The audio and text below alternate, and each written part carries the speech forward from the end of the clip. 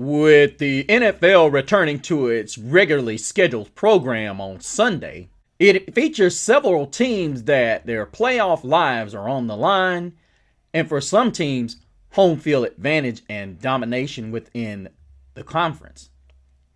We've got several juicy matchups in the early slate and a few more in the later slate. Want to find out how these matchups play into the conference and the playoff picture? Stay tuned to find out on Gridiron Gab Pro Style. The autumn winds move like the thunderous waves of Neptune's sacred palace. And here, amongst the blackened soil, lies the ragged hands, worn, torn, and callous. They await with cunning and vicious prowess, for the warriors have returned.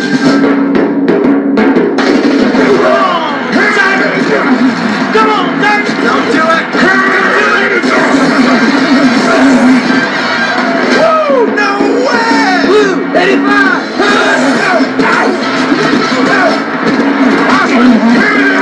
Crying out loud! You're making me, you're driving me nuts! But behold. Welcome back, all you gabbers. Thank you all for joining us for a few moments out of this busy holiday weekend. Of course, you gobbling with the one and only Mr. CeeLo here. And I hope you guys have had a great Thanksgiving. It's already been a great start to it. It wouldn't be the NFL if we didn't have some chaos, and we have had a little bit of that. As we look at the week that is going to be coming up, you guys. Well, it's already started. We've already 4 games in. And all but one has really been exciting. Even the game with the Kansas City Chiefs and everybody, like I've said before, the Chiefs are due for this rundown. But before we get started, let's take on a little bit of news as the Buffalo Bills are slated to get linebacker Milano back, who is a huge piece. This was a guy that got hurt week 1, and you know, you're wanting this guy to be on the field because he's just one of those players that he screams hustle and making the dirty plays that nobody wants to make. He's really a great player on that Bills defense. Commanders place Eckler on IR, and they release a former first-round pick, Emmanuel Forbes. Cardinals re-signed James Conner to a 2-year extension. Chargers put Dobbins on IR after injury on Monday Night Football. I think most of you know that. Raiders Antonio Pierce stands by the call to snap ball. Ultimately, I think that was just a bad officiating. I'm gonna say it again. This has got to stop. You've got the Purdy's expected to play. Williams and Bosa are out. So you get one back and you turn around and you lose 2 more big playmakers. But let us go ahead. I hope all of you guys had a great Thanksgiving. I certainly did. Been madhouse lately as far as shopping goes, and I live in a small town. So guys, make sure y'all be careful. Return home safe. And my heart goes out to all of you that are still eating leftovers. Guys, if I start looking away, it's because I am in the middle of watching another college game. So please bear with Mr. CeeLo here for just a second if I go off focus here a little bit. But let's get into the business side of it, shall we? As the first game we will deal with on Sunday morning, as you know, no more over the pond games anymore. We will deal with the 7-4 Los Angeles Chargers and the 6-5 Atlanta Falcons. Now, the true blue runaround on this game is whether or not the Atlanta Falcon team are we going to get. Because the true reality of it is when the Falcons run the football, they're a different team. They are one of the few teams in the National Football League that boast 2 really good running backs, and Bijan Robinson and Tyler Algier. And if you, as a Atlanta Falcons coaching staff, can get these 2 guys some serious serious carries, that changes the entire complexity of what you're doing. And what I really love about what I'm seeing out of the Atlanta Falcons lately is they're starting to have games where they commit to the run, and then there's games where it's just kind of like, I'm going to let Kirk Cousins make his $175 million. And honestly, I'm not a big fan of that at all. Kirk Cousins has had his moments, but there's those moments where you wonder, what are you doing? I really question at times where the Atlanta Falcons' mental capacity is on offense. Defensively, as I said, there's not much to think about. They're silently one of the best defenses in the National Football League. And no, I don't want anybody hitting me up talking about stop the cap. No, that's not cap. I mean, this arguably is one of the best defenses in the National Football League when they set their heads on it. Their secondary is really, really ball hawkish. Now, a lot of people will say, well, they're not as opportunistic as a lot of deep secondaries. Well, a lot of that has to do with pass rush. Falcons are still dead last in pass rush. Normally, and this is just my stake on it, if you don't have a good outside presence, you're not going to get a lot of sacks. Matthew Judon has done a decent, admirable job, I would say, at that position, but unfortunately, he's just not been able to do very much. And when you start talking about in the National Football League defenses, you have to be able to pressure the quarterback. And Jesse Bates is far removed from that 7+ interception season he had a year ago in his first campaign with Atlanta. You don't have anybody that's getting, I mean, Judon and Grady Jarrett have 2.5 sacks apiece. That's it. And you're this is a Raheem Morris style defense. And they're not getting it done.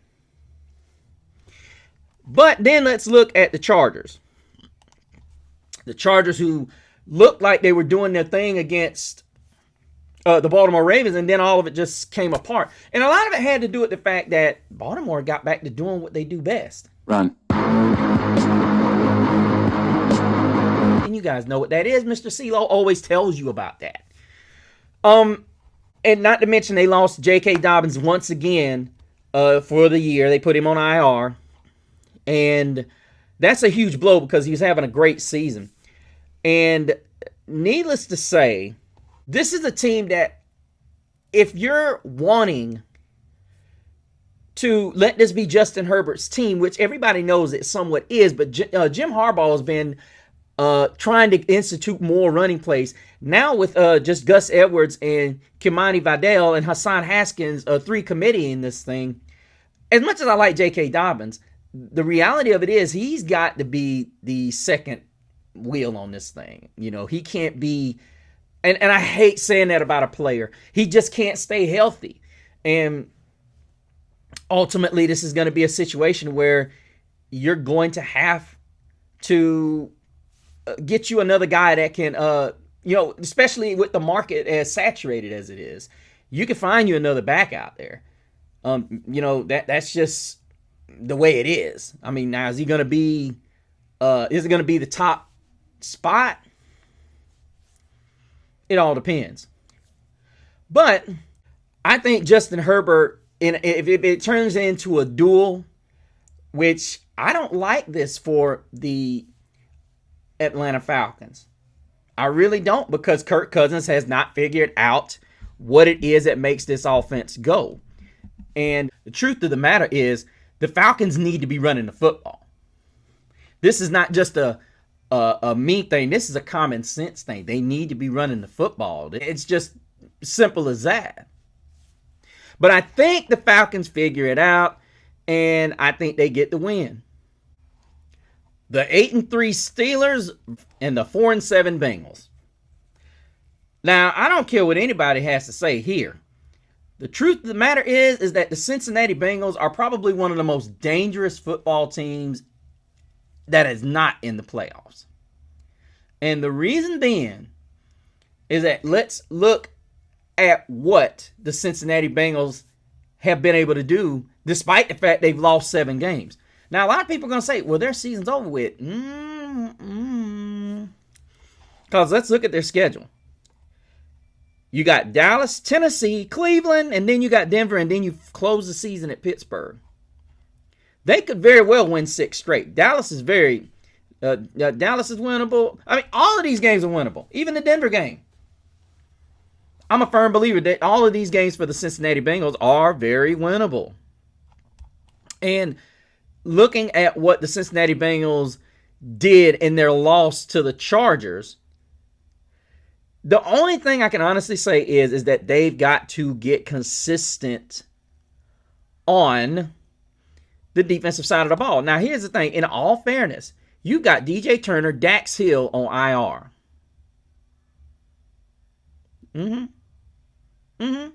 Cam Taylor Britt's been struggling, but I think a lot of that is because he's so physical and the officials have marked him. Because I've seen a lot of defensive backs get away with way more than he does. And, yeah, sometimes it's kind of like you get a bad marking and, Sheldon Rankins is already out for the Cincinnati Bengals. So that only means that possibly Myles Murphy is going to get more. Myles Murphy and Chris Jenkins Jr. are going to get more time, which, despite the fact that Sheldon Rankins is such a huge part, if this defensive line can become a semblance of what they initially thought at the very beginning, and Lou Anarumo can get pressure on Russell Wilson and they can keep George Pickens checked, this is going to be a tough game for them to win. I mean, you saw how Myles Garrett was so dangerous last week. And the reality of it is the Steelers stopped the run, but they have not been tested throwing the football, and this offense does. The Steelers are going to have to get massive pressure on Joe Burrow in order to win this game. And I don't see it happening as much as I want. And I know Steeler fans are going to be like, oh, so you saying we going to lose? It's not so much about are y'all going to lose. It's just the fact that y'all have slipped by. I mean, it has been such an walk in the park, and you guys have been slipping by. Now the Steelers are going to be without Alex Highsmith. That's a huge loss for them. This is a guy that is on the opposite side of TJ Watt, and he has been nothing but a plus being on the other side of TJ Watt. They have been waiting on a guy that can do the things that they want on the other side. Now the question is, can Russell Wilson and George Pickens take advantage of this secondary that has struggled at times? You always got to remember, you got Trey Hendrickson back there, and that's not always a good thing. I think the wild card for Pittsburgh is going to be Darnell Washington. This is a guy that has so many times been left open. And I honestly think, I don't know why, big wide receiver, big tight end, a major red zone threat. This is a dream come true if you're a quarterback. And this is why I don't understand why, when I look at Darnell Washington, he's got 17 grabs on the year, 182 yards, only 1 touchdown. 6'7". This is officially, you guys, 6'7", 264 pounds. There ain't no way, ladies and gentlemen, that this dude is not on my field every time I'm in the red zone. This kid is going to get the football. There ain't no ifs, ands, and buts about it. But I see the Cincinnati Bengals doing their thing. The Steelers are going to lose 2 in a row.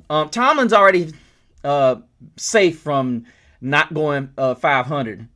He's already safe from not being a sub 500, having a sub 500 season. So he doesn't like losing, but I don't see this Pittsburgh team being able to withstand Jamar Chase and T. Higgins. This is a game they get back on track, and I think the defense is going to be able to do what they do. And a game that's probably going to end up being one of the most fun games of the afternoon. The 6-5 Arizona Cardinals visit the 9-2 Minnesota Vikings. This game to me is ultimately going to come down to which team's defense can stand tall. And honestly, this is going to be a situation where Kyler Murray is going to have to be able to figure out how to beat that Brian Flores defense. Now, a couple weeks now, Flores, his defense has struggled a little bit. But looking over at this this Arizona Cardinal defense, they've actually been pretty impressive this season. They haven't been absolutely as bad as a lot of people initially thought, including myself. This offense has been up and down. There have been moments where this defense has carried them in games. They haven't necessarily been absolutely just horrible, but they've been subpar with the type of talent that they've got on this offense. I will say that the offensive line is still got issues, even though they got Paris Johnson. They've still got a lot of issues on that offensive line. So, needless to say, this has got to be a situation where they've got to get Kyler Murray some good protection. Marvin Harrison has been quiet the last couple of weeks, and we've seen some weak spots in this Minnesota secondary. So, I mean, this could be the game that Marvin Harrison Jr. goes off. They do like to play a lot of man coverage. So, this is going to be one of those games where you could really see Marvin Harrison Jr. go off. Then we look over at the Minnesota Vikings. You got Sam Darnold, who is playing out of his mind this year. And I think a lot of it has to do with the fact that you got one Justin Jefferson on the team, and then you get other guys involved from Jordan Addison's big game last week. I mean, this is a guy that has been balling. You've been waiting on him to go off, and he did. So, now they are going to be, Cam Robinson's going to be questionable for this game. But all in all, I'm looking at this Minnesota team, and they're starting to come together. Hockenson had a good game. And when you can get one Sam Darnold where he's actually scanning the field and looking like a real poised quarterback, that is trouble for the rest of the NFL. And this is why this division is the top division in all of football. Well, you look at it, even as bad as the Bears are, they've got 4 wins on the year. You got these Vikings that sit at 9-2. You've got the Lions that have 11 wins, and then you have the Packers that have 10 wins. So, I mean, you're looking at 3 really good teams, and the bottom of this last part of the season is going to be really, really exciting. I cannot wait. But as far as this Arizona-Minnesota game goes, I think it's a good game, but I honestly think Minnesota wins because ultimately, look at the playmakers. Unless Budda Baker and company can really get in there and create some turnovers, I don't see this as being a game that they can win. Turnovers are going to have to dictate this game. That's just the ultimate. That's going to be the bottom line for the Arizona Cardinals. Congratulations to James Conner on his 2-year extension. Next, we have the 5-7 Colts and the 3-9 Patriots. Now, the Indianapolis Colts are the true definition of Dr. Jekyll and Mr. Hyde. You don't know what you're going to get out of them from week to week. And it's just like, really? You look at this team, and there's some weeks they look like they could beat anybody. And then there's weeks where they look like, who are you? Breaking down this game, you got Alec Pierce questionable. Josh Downs is going to be out for this game. So that means the rookie, Adonai Mitchell, is going to get some massive play minutes. And then you have Tanner Bortolini, the center, as well as Braden Smith, the right tackle, are going to be out. So they're going to be limited on that offensive line. And that's going to be a massive opportunity for the New England Patriots defense. Because despite what you look at, this defense is not bad. Now, Jabril Peppers, Kyle Duggar, and Christian Ellis and Anthony Jenkins are all questionable. But, however, if they can get pressure, Drake May is showing that he has the mark of a superstar caliber quarterback. If he can get back to doing the things that he does, if he can get back to throwing that football intermediately and taking what the defense gives him on certain downs and get the ball into Kayshon Boutte, in my opinion, they're going to have to get some serious some playmakers on this team. All this talk about Travis Hunter, there's your opportunity right there. And I'd say stick it, Dion. You heard me. That would be my whole stake in it.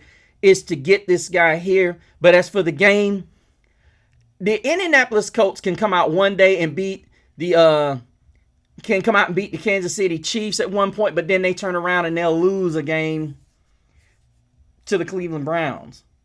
So honestly, this is really a coin flip. I ultimately think that this game is going to go via the New England Patriots. As much as I don't want to say that, I think Anthony Richardson, he's due for another bad game. He's just so inconsistent. I'm just not sold on him. Next, we got the 6-5 Seattle Seahawks and the 3-8 New York Jets. Now, I know a lot of you are going to say, oh, this is obvious, especially with the Jets losing 7 out of their last 8. The Jets won back in week number 3. They were 2-1.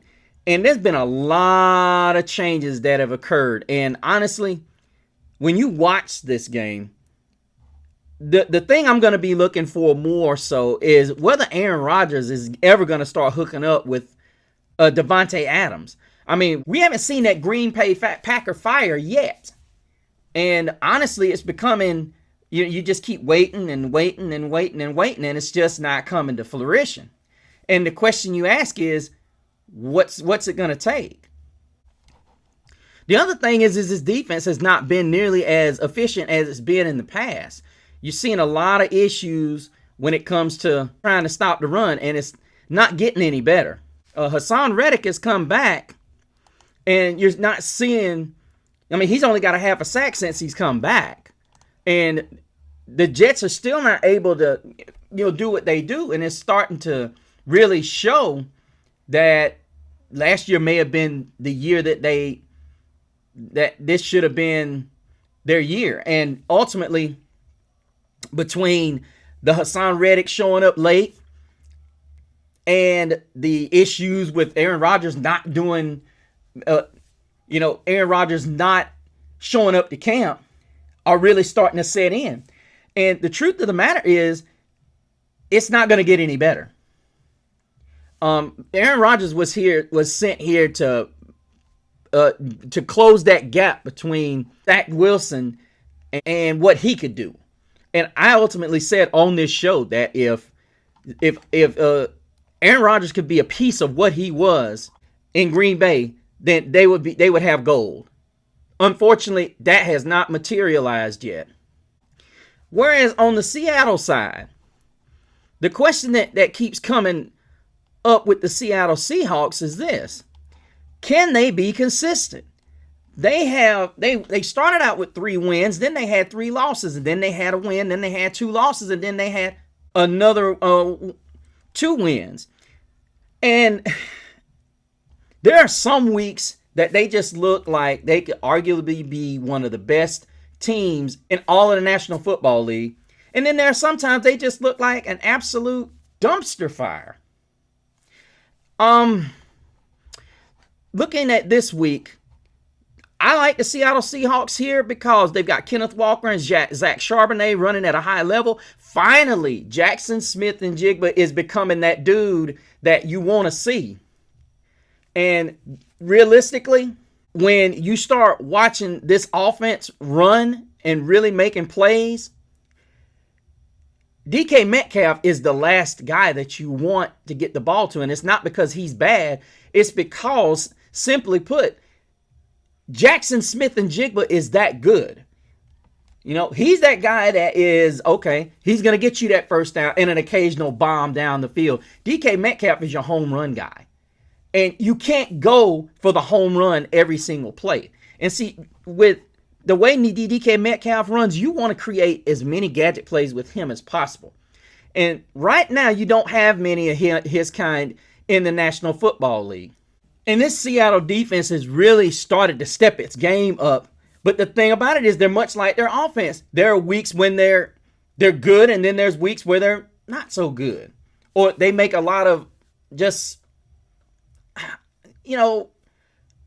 uncharacteristic plays that they normally make. Well, you got guys like Kobe Bryant, Tariq Woolen, Trey Brown and Devin Witherspoon in that secondary, they are so good. Not to mention Julian Love, who's now playing free safety. This was a guy that played corner at Notre Dame.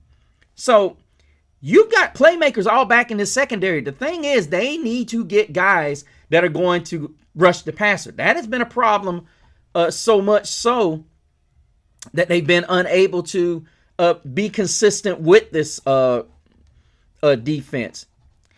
But I see Geno Smith and Jackson Smith and Jigba doing a number on this New York Jets team. Do I think Devontae Adams and Garrett Wilson can have a big game? That's going to be hard. This Seattle secondary is one of the best. Now, if they can protect Rodgers, there's a possibility to be had. But I think ultimately that Seattle's going to do what they do. And I think Geno has a big game in the Big Apple. Next, we've got the 3-8 Tennessee Titans and the 7-5 Washington Commanders. Now, the Commanders have had a tough couple of weeks, you guys. And honestly, looking at what they've had to deal with, I'm not going to say that this is going to be easy. But the truth of the matter, they've got to get back on track. They have struggled the last couple of weeks trying to get this offense rolling again. And what they're going to have to do, because the Tennessee Titans are coming. Will Levis has cut down on the turnovers. A big win last week. And arguably have played much better. And needless to say, they're ready to make some noise at the end of the season. They're ready to break some hearts. And what better would it be than to come out there and break Washington's heart? Because Will Levis has actually looked pretty decent in that Houston game, even despite the fact that he had a pick six in that game. He looked good. And I know a lot of people are going to say, well, he threw a pick six, but then he was able to come back and actually throw for 278 in that game, despite the fact that he was sacked 8 times. So, in retrospect, this is a football team that is starting to find a little bit of traction. So, if I'm the Commanders, you went from a team that was arguably, and I've said this, I thought they were going to be one of the top teams in the National Football League at one point. And here they come. Already talking about, but here it is already going through some adversity at this point. And this is where the football in National Football League is so tough, because what happens is you have to play a full season. You can't just live and die off of the first 6 games or the first 7 games. This is a 17-game marathon. But here's the thing. To us fans, it goes too quick. We can sit here and we can argue, we can debate this, we can talk about it all we want, but the truth of the matter is, it may seem like it goes fast, but in reality, not to these players, it doesn't. It's a marathon. You got to continuously be playing, and the Tennessee Titans got a shot at making a good push into the end of the season. Whereas the Commanders, on the other hand, like I said, they need to find their traction. And ultimately, the biggest problem they're having right now is they had to put Austin Eckler on IR. But, there were a couple of good things that they saw in that. You got Jeremy McNichols now coming in, and then you got Brian Robinson, a guy he's a good running back, but ultimately he's not Austin Eckler in a lot of ways. And then you've got Jeremy McNichols, who's a guy, in my opinion, that needs to be the feature back. And that's just me. That's what I think. But ultimately, I look at this and I say the defense for the Commanders has been not at its best. It has not been a great defensive stand for this team, surprisingly enough. Some of the things that they've been doing, they haven't been able to do. Like Bobby Wagner hasn't played great. Frankie Louisville has still played great. Jeremy Chin has still played great. But as I said, there's a lot of guys that have not played up to their standards. Like you've seen the Forbes getting released. So I look at this game and I think it's going to be an entertaining game. I honestly would not be surprised if the Tennessee Titans won this game. But I'm going to take the Commanders just from the sheer fact that Jaden Daniels is going to get back to running the football more efficiently instead of just relying on throwing the football. But then I think Levis gets sacked 5 or more times in this game, and I still think he's going to keep them in this game. Then we've got an AFC South matchup that could be fun or it could be a disaster. It's the 7-5 Houston Texans and the 2-9 Jacksonville Jaguars. Now, the Houston Texans are coming off, I don't want to say embarrassing, but it wasn't a fun loss to the Tennessee Titans. And C.J. Stroud had probably one of the more embarrassing moments of his career when he had that Dan Orlovsky moment that they all refer to. Looking at the Houston Texans, like I said, everybody's bringing up the fact that it looks like C.J. Stroud is taking a step back. Okay, all right, I can hear that. But are we going to just ignore the fact that the defense, despite the fact they're getting a lot of sacks, they're still not getting stops? It's one of those where you ask the question, would I rather have a defense that bends and don't breaks, or they give up a lot of big plays, or they get a lot of big plays? It's kind of that whole, well, we'll take what they can, we'll kind of take what we can get here.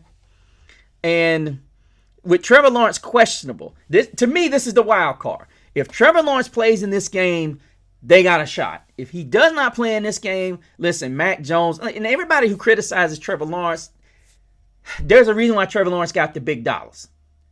Mac Jones ain't going to give you the chance that Trevor Lawrence is going to give you the win. That's just not going to happen.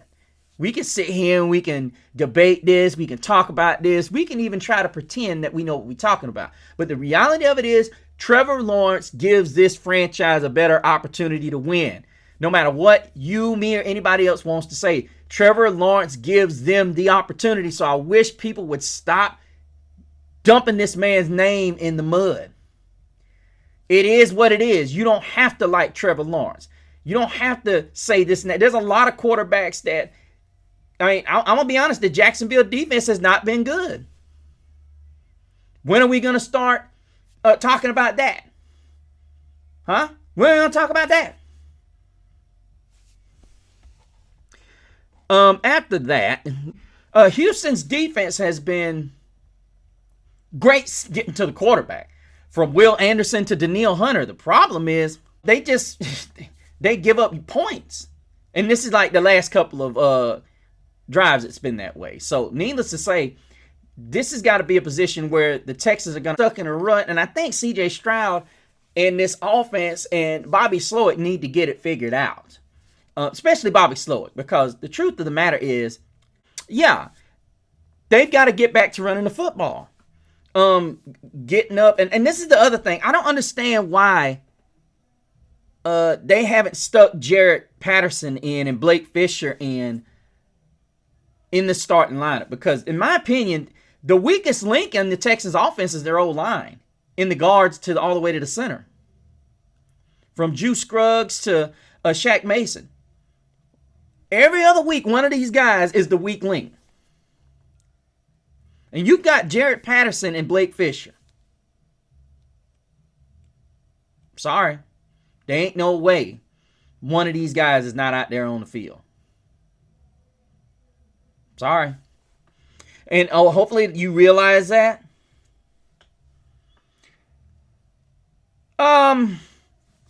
Ultimately, I think what's going to happen in this football game is that the Houston Texans are going to be able to find a way to get this game done quick and get their offense back on track.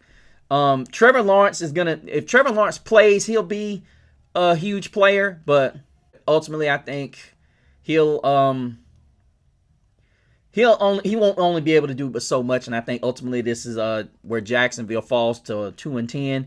And as I said, they need to get some things accomplished here. And I think ultimately the Houston Texans get back on track. They're able to move forward and look into the next week and possibly get some things done. Next, we got a game that is going to look like it's going to be some fun as well.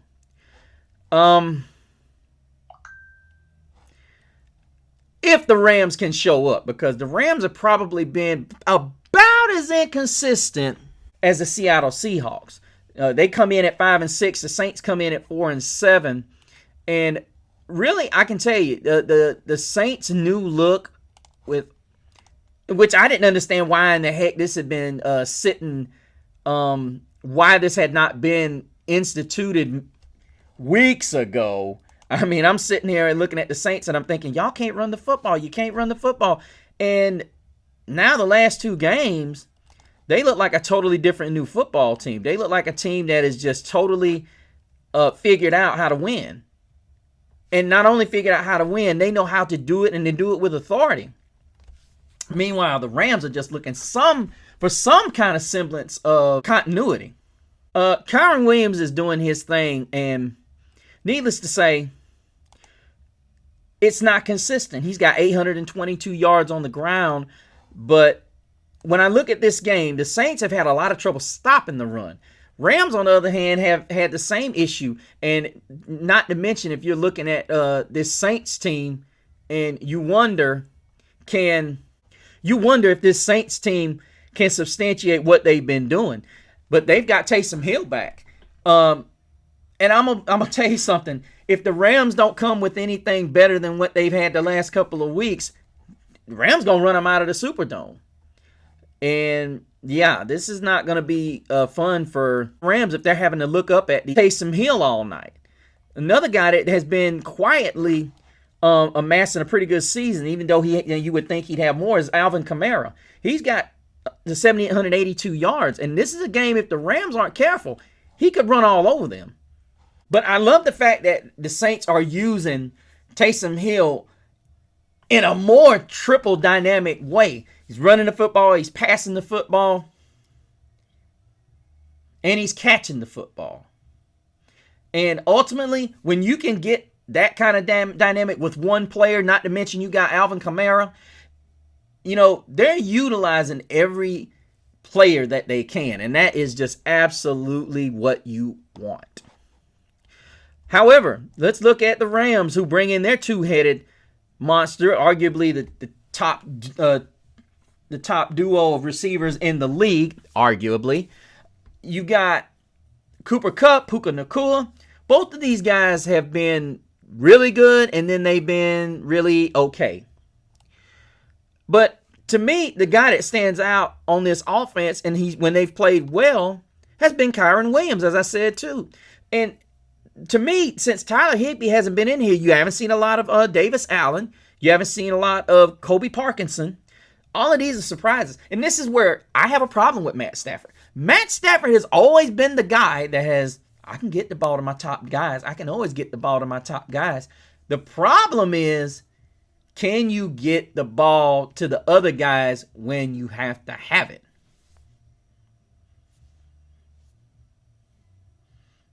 That's the problem. I see this game. I like Jared Verse and Braden Fisker. These guys are balling out. These are some really good players. They're doing a really good job on this defense. This defense I got hope in the future. They just got to get some other things done on that back end. So, needless to say, I look at this game and I say, I think the Saints win this game, but I think ultimately the Rams are going to give them a huge fight. This is going to be probably one of the probably want to be one of those games where it's like, ooh, I didn't think it was going to be that good. But I'm taking the Saints. Next, we got a NFC South divisional game, one of two matchups, as the Carolina Panthers will host the Tampa Bay Buccaneers. As the Panthers welcome the Tampa Bay Buccaneers, whom seemingly are really coming off of a well-needed win against the New York Giants. They had lost they had lost 5 of their last 6. And let me tell you, the Tampa Bay Buccaneers are really trying to establish themselves, because right now everybody's looking up at the Atlanta Falcons, and it ain't that far off. This division is anybody's for the taking. And hoping that their quarterback, Bryce Young, after a couple of weeks sitting behind Andy Dalton and really starting to learn situational football and really starting to grow as a player, he's really started to become that player. He's always had the leadership, and I think everybody sees it. And I think ultimately his teammates are starting to see it. They're starting to feel it. They get it. And when you can get a guy that's got his teammates rallied around him, this is huge. But the Panthers don't come without issues. They've got Jalen Coker out, who's really become the breakout player of this offense. Jatavian Sanders, with that horrific, scary incident on the, with the neck injury and whatnot, won't be in. But they get Tommy Tremble back. Hopefully this is Jonathan Brooks' coming out party. Then, of course, you got one of the top rushers in the league in Chuba Hubbard. But the Buccaneers are very stingy against the run. So this is going to be an exciting game. You've got a couple of guys whom the Panthers have been waiting on to return in Amari Barno. Jadeveon Clowney is questionable in this game. DJ Wonnum has been a huge breath of fresh air for this Carolina Panthers football team. Caleb Farley has come in there and played huge minutes in that backup role, in that rotational piece of the Carolina Panthers secondary. And I think that's been huge for them, as they've had a multitude of guys that have been able to make plays. So, yeah, it's amazing to watch. And J.C. Horn has looked like the guy. Everybody talked about this guy making mistakes and so on and so forth. They've talked about him making mistakes and coverage and this, that, and other. Look, I don't. I don't care about all that. You know why? Because here's the reality. When I sit here and I watch a guy that makes plays, like when they send him on the blitz, he makes sacks. That's the kind of guys that you want on your football team. He did a great job in that game. The Panthers get back Ike Ekwonu, and they're going to go with Cade Mays once again over Brady Christensen in this game. So the Panthers come out with arguably one of the top 10, top 5, I would even argue top 5 offensive lines in the league. And that defense is getting better and better and better. This could be a team to watch. Honestly, this season, they're not that far out of first place. There's 3 games back. So they get a win this week. And you saw last week, they gave the Kansas City Chiefs a fight over a Buccaneers team that is reeling themselves. So the Buccaneers are given... they're huge favorites in this game. However, looking at what the Buccaneers are bringing, they do bring Mike Evans to the party. But the reality of it is, you already know what the Carolina Panthers are going to do. They're going to mix up coverages on this guy and make Baker Mayfield use other guys around here. Rachaad White's a good player. Bucky Irvin's a good player. The weakness in this Carolina Panther defense is the running game. And honestly, I haven't seen a lot out of the running game for the Buccaneers. Rachaad White's got 343 on the year, and then you've got Bucky Irvin, who's got 580. But then you look back at the Carolina Panthers, and arguably, if they would have been more consistent running the football, Chuba Hubbard would be over 1,000 yards. He's at 876 on the season. And as I said, I look for the Carolina Panthers, especially with Bryce Young now feeling much more confident than he ever has. I think the Panthers take another huge step, knock off a major division foe, and they move on to next week. I think Bryce Young throws for over 200, and Chuba Hubbard's going to run for over 100. Even though this is a stingy Buccaneers defense, I think they get it done, just like they got it done against Kansas City. Next, we got arguably another entertaining football game, which is the 425 on CBS. You have the Philadelphia Eagles facing off against the Baltimore Ravens. 2 teams that like to run that thing. You look at the Eagles, and the Eagles have been on the cusp of a lot of losses, but they still find ways to win, much like those other teams that we talk about. I think ultimately what the difference in this football game is going to be is whether or not the Baltimore Ravens can stick with it. The Baltimore Ravens' biggest problem is they don't stick with it. They keep playing around. They keep jumping around. They don't want to stay with the run. The Eagles will stay with it because they have Saquon Barkley. And look what he did. He is coming off a career game last week. And you've also got Devontae Smith, who is questionable. And I can't say anything else. Darius Slay is also out for this game for the Eagles, which makes it a little bit difficult now when you start looking at what Lamar Jackson wants to do. And looking at where this team is going, I don't understand Todd Monken's way of thinking. Why does he keep going away from Derrick Henry? They were on the cusp of losing that game last week to the Chargers because they kept going away from Henry. Henry is your bell cow. Why are you insistent on moving the ball away from him? Let him do his dirt.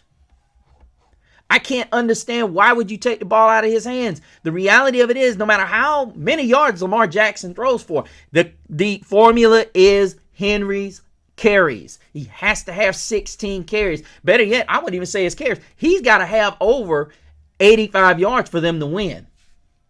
You heard me. When they win, this guy strikes fear into the defense he's playing. Period. And as soon as Todd Monken and John Harbaugh figure this out, they can get fitted for rings.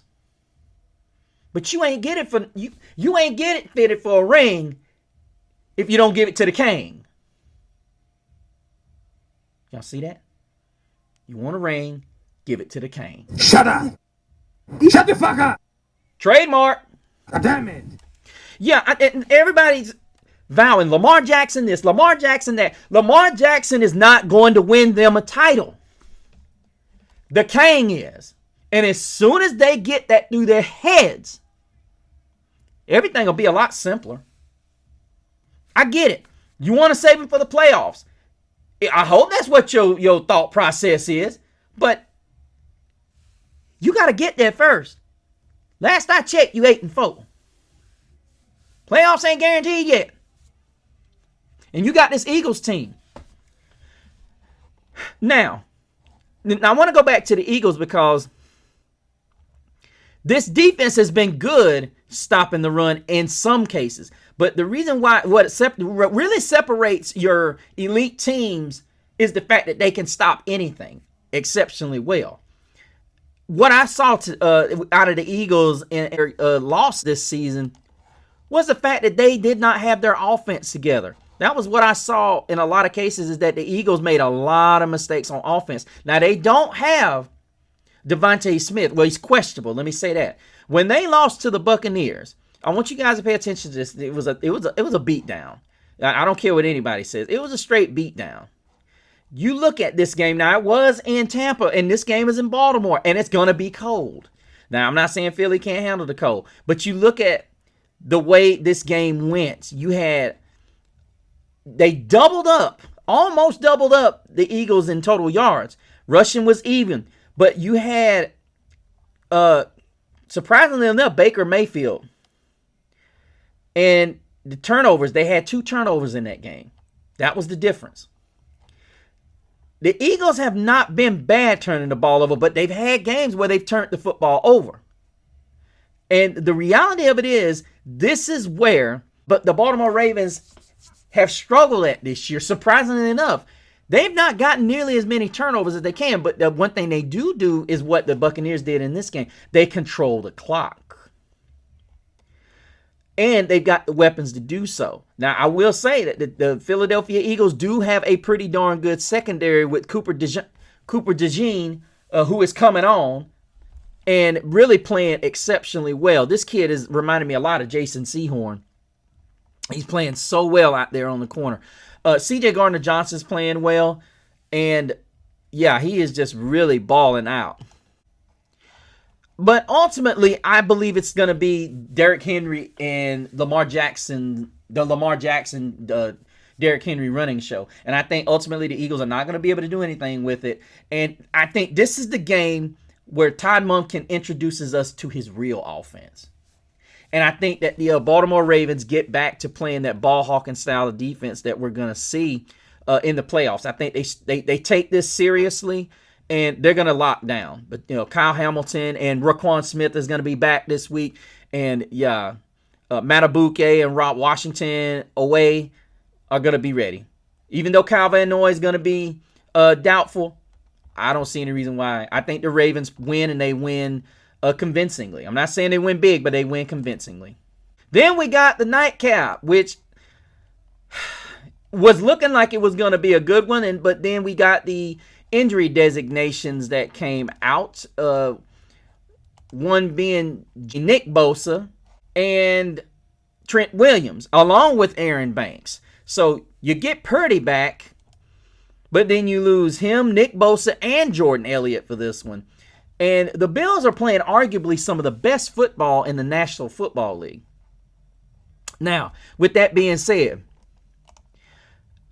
they get Matt Milano back, whom, in my opinion, is a very good defensive player that they have been missing. This is a guy, hopefully if he's back and he can be the kind of player that he was before, this is a huge addition to the Buffalo Bills. But the reality of it is, you're seeing Josh Allen starting to turn into Super Josh. He's about to become that superstar, doing it all quarterback that we've seen in the past couple of seasons. Now, the question I have is he going to be doing too much? Because the reality of it is, I will say that I believe Josh Allen has always tried to do too much, and it becomes a strain on him, and it becomes overbearing for him. You can't carry that much without Cook. I think Cook is a guy that he's capable of carrying the load. However, I'm not overly certain that he is the right guy to do it. A lot of people are they're going to call that a controversial take. I still think they need to make running back a priority in this next draft. And there's a couple of guys that they could get. But I still think, even with Brock Purdy back, I still have my doubts about this San Francisco 49ers team. Now, I know they're desperate. I get it. I definitely get it. But when you got Trent Williams on the sideline along with Nick Bosa, and it's cold, you're going to need a lot of turnovers. And I'm going to tell you, there is a guy on this roster that I really like. Matter of fact, there's two of them. You got a gentleman by the name of Edo Gross-Matos. Now, he's supposed to be backing, according to the depth chart, he's backing up Leonard Floyd, who is also hometown, Dodge County represent. He's supposed to be backing up Floyd, who's been having a great season, especially the last couple of weeks. He's been balling out. He had 2 sacks last week. He's got 6.5. And quietly, he's been that guy that has been really good on the other side of Nick Bosa, because Nick Bosa's got 7. They have waited for a while to get a guy to go with him. And the reality is when you get a guy like Edo Gross-Matos, who came over from Carolina and was a steal, who's got a sack on his own, playing the backup role, this could be, if these two guys get going, it could be trouble. However, I don't see it being that way. Now, I'm not going to say this. I will say this. Do I think this could be an upset? It all depends if the 49ers can stop Josh Allen from scrambling. If they can keep Allen in the pocket, they can win this game, because they can force him in. They can frustrate him and get some throws out there to guys like Ward and Mustafa. But ultimately, I think they're going to try to run the football. I think what they're going to try to do is Buffalo's going to try to run the ball. They're going to try to reel in the Cape Josh Allen, and try to get James Cook on track and Ray Davis. I think that's what they do. They slow the game down, and I think ultimately that's what they end up doing, and they win the game. And more than likely, as much as I don't want to say this, I do know that the Niners need this game. They can't afford to go to 5-7, but I think they end up falling to 5-7, and the Bills go to 10-2, and they stay on the hot tracks of the Kansas City Chiefs. Well, guys, that wraps up week number 13 from my end. I hope you guys had an awesome Thanksgiving. You guys are safe. You're snuggled next to the fire, because down here in the great GA in central Georgia, it is in the 30s. Now, don't tease me in the comments saying it's freezing up here. It's the frozen tundra and whatnot. I know where you guys are, but it don't get that cold down here in Georgia. It be in the 90s and the 100s up down here. We ain't used to this cold weather. But I hope you guys stay safe. Hope you guys had a lot of sweet potato and pumpkin pie. Hope you didn't spend too much on Black Friday. Make sure you check out my Facebook, Gridiron Gab Pro Style, and also join the group Gridiron Gab Pro Style. On top of also joining the channel. When you join the channel, guys, make sure you put your name down in the comments. First name only, unless you want your last name.